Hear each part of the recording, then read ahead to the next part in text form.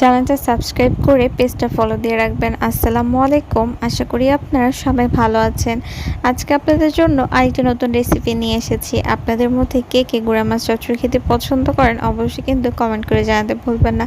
আমার তো খেতে অনেক ভালো লাগে। আমার এরকম গুঁড়া মাছ চচ্চড়ি হলে আমি অনেক সুন্দর ভাত খেতে পারি। তো আম্মু এখানে আজকে রান্না করছিল গুঁড়া মাছ দিয়ে চচ্চড়ি। এখানে দিয়েছিল পেঁয়াজ আর পটল। আপনারা চাইলে এখানে কিন্তু বেগুন দিতে পারেন, আলু দিতে পারেন, যে যার পছন্দ অনুযায়ী কিন্তু সবজি দিতে পারেন এখানে। আমার কাছে আজকে রান্না করেছিল পটল দিয়ে, আমার কাছে বেগুন দিয়েও ভালো লাগে বেশ।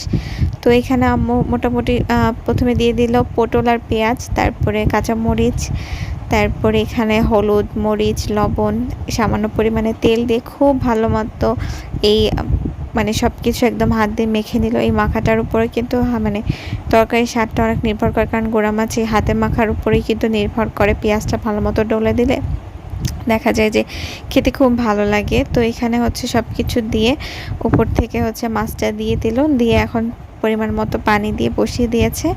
এই তো একদম হয়ে গেছে, হওয়ার একদম শেষের দিকে হচ্ছে আপনি একটু ধনেপাতা দিবেন।